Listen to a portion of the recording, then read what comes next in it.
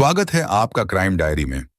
उन कहानियों की दुनिया में जो भूली नहीं जाती, चाहे वो खौफनाक हत्याएं हों, अदालती नाटक हों या फिर ऐसी अपीलें जो हर किसी को हिला दें।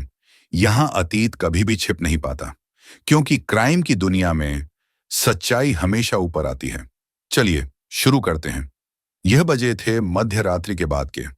आसिफ शेख अपनी सेल में अकेला बैठा था, आर्थर रोड जेल के अंदर।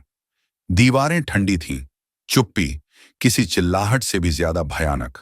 वह छत की ओर घूरता रहा, वही प्रार्थना दोहराता रहा जो उसने 18 सालों में हजारों बार दोहराई थी। मैंने यह नहीं किया, आसिफ फुसफुसाकर।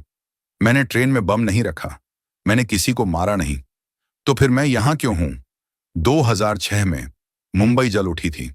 7 बमों ने भीड़ भाड़ वाली लोकल ट्रेनों को उड़ा दिया। 180 जानें चल बसीं। और इसके बाद शिकार शुरू हुआ, सच्चाई की बजाय नामों के लिए। कोई भी नाम। यह है 7 बार 11 फाइल्स, दहशत, धोखे और ऐसी लड़ाई की कहानी जो धुएं के बीच ही शुरू हो गई थी। फ्लैशबैक 11 जुलाई 2006, शाम 6:30 पर मुंबई की भागदौड़ की आवाजें। ट्रेन के पहिए चल रहे हैं, विक्रेता चिल्ला रहे हैं, बच्चे हंस रहे हैं। अचानक धमाका। महिला यात्री, ये क्या हुआ? कुछ टकराया क्या? आदमी यात्री, नहीं नहीं, हे भगवान, खून हर जगह है। पहला धमाका Churchgate Virar local train के C12 कोच में हुआ। फिर 6 और आए, जैसे घड़ी की सुइयों की तरह। 20 मिनट में मुंबई बदल गई। ट्रेन कंडक्टर रेडियो पर, हमें मदद चाहिए, कई लोग मारे गए हैं, अस्पतालों को बुलाओ, पुलिस को बुलाओ, किसी को हमारी मदद करनी चाहिए। सायरन बज रहे हैं, पुलिस रेडियो बज रहे हैं। ATS अधिकारी वेन, हमें इंटेल मिला है, सिमी के ऑपरेटिव यही पीछे हैं। ATS अधिकारी 2, उन्हें लाओ अभी। घंटों के भीतर महाराष्ट्र एंटी टेररिज्म स्क्वाड ने ऑपरेशन अश्वमेध शुरू कर दिया। लक्ष्य युवा मुस्लिम लड़के, छात्र, मौलवी, प्रचारक। ज्यादातर के पास कोई आपराधिक रिकॉर्ड नहीं था। एक नाम तेजी से उभरा, ताहिर अहमद नईमुद्दीन शेख। ताहिर पूछताछ के कमरे में, आप ऐसा क्यों कर रहे हैं? मेरे पास तक मोबाइल फोन नहीं है। पूछताछ करने वाला, ऐसा सब कहते हैं, लेकिन बताओ हमें आपका बयान कैसे मिला? बयान जादू की तरह आए, गवाह आगे आए, सबूत गायब हो गए और जल्द ही केस बंद हो गया। बहुत साफ साफ। अंधेरे कमरे में रोशनी झिलमिला रही थी। फहीम अंसारी बंधक बनाकर बैठा था। दिनों से नींद नहीं मिली थी, खाना नहीं मिला था, पानी नहीं। पूछताछ करने वाला, तुम्हारा घर जाना है? बताओ, बम किसने दिए? फहीम, मैं बता रहा हूं, मुझे कुछ नहीं पता। पूछताछ करने वाला मेज पर हाथ मारते हुए, तो हमें तुम्हारे उंगलियों के निशान कैसे मिले प्रेशर कुकर पर? प्रेशर कुकर, RDX, बैकपैक, ये सबूत दोष के प्रतीक बन गए।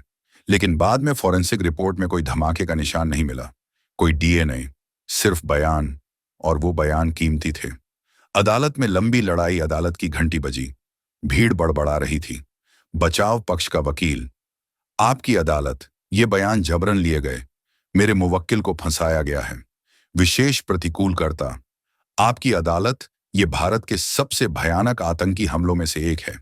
कानूनी तकनीकी बातों से बड़े हथियारों को आजाद ना करें। लेकिन न्याय धीमा चलता है, खासकर जब डर तेज दौड़ रहा हो। 2015 में आखिरकार फैसला आया। न्यायाधीश फहीम अंसारी, ताहिर अहमद शेख, सैफुल्ला, आसिफ शेख और फहीम अंसारी, मौत की सजा, बाकियों को उम्र कैद। भारत ने राहत की सांस ली, न्याय हो गया, लोग बोले।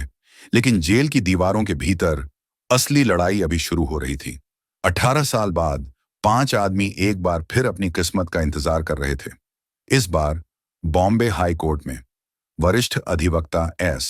मुरलीधर, आपकी सरकार, ये आरोपी अपनी जवानी के साल जेल में बिता चुके हैं, ना कि इसलिए कि वो दोषी थे, बल्कि इसलिए कि वो सुविधाजनक थे। ओडिशा हाई कोर्ट के पूर्व मुख्य न्यायाधीश मुरलीधर ने प्रणाली की दरारें खोलकर रख दी। मुरलीधर, उनके खिलाफ बम बनाने का कोई सबूत नहीं है, कोई मकसद नहीं, घरों से बम नहीं मिले, सिर्फ जबरन लिए गए बयान और गायब गवाह। प्रोसिक्यूटर राजा ठाकरे, आपकी अदालत, आदर के साथ कहूं, ये टाल मटोल की रणनीति है। सच्चाई 18 साल में नहीं मरती। लेकिन प्रोसिक्यूशन भी एक सवाल का जवाब नहीं दे पाया। बम बनाने वाले कौन थे? अपनी सेल में आसिफ शेख वो पत्र लिख रहा था जिसे कोई नहीं पढ़ेगा। उसका बेटा बिना पिता के बड़ा हुआ, उसकी पत्नी उसके इंतजार में मर गई। आसिफ पत्र पढ़ते हुए, जो भी इसे पढ़े, मैंने कभी बम को छुआ तक नहीं। मैंने खार स्टेशन के बाहर चाय बेची, यही मेरी जिंदगी थी। उसके शब्द बहुतों के दर्द को दोहराते थे।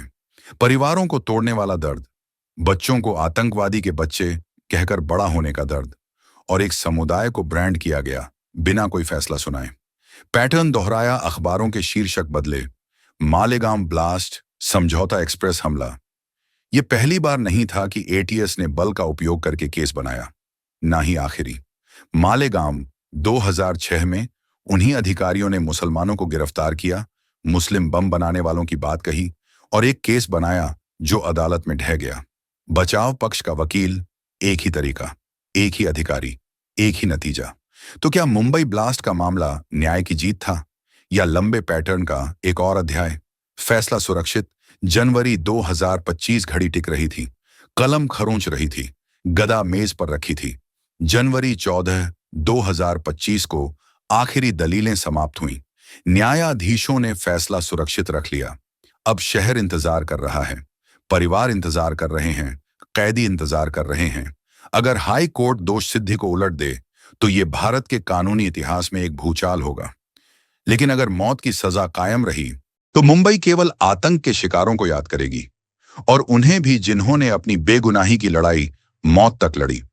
ट्रेन के पहिए धीरे धीरे दूर जा रहे थे, हवा हल्की सी हंस रही थी। हर साल 11 जुलाई को मुंबई ठहर जाती है, फूल रखे जाते हैं, नाम याद किए जाते हैं, प्रार्थनाएं फुसफुसाई जाती हैं। लेकिन एक अदालत के कोने में एक सवाल अब भी गूंज रहा है, असली बम किसने फेंके थे? क्योंकि आतंक और न्याय की दुनिया में कभी कभी सबसे खतरनाक चीज बम नहीं होती, ये झूठ होता है जो बाद में आता है। ये है 7 नवंबर फाइल्स। अगली बार तक के लिए जिज्ञासु बने रहिए, जागे रहिए और पूछते रहिए। आपका क्राइम डायरी में शामिल होने के लिए धन्यवाद। अगर आपको आज की कहानी पसंद आई तो लाइक सब्सक्राइब जरूर करें और घंटी का बटन दबाएं, ताकि आपको हर नई कहानी की याद दिलाई जा सके। याद रखें, न्याय देर से आए पर क्राइम को कभी माफ नहीं किया जाता। अगली बार तक के लिए सावधान रहिए, सच की तलाश में।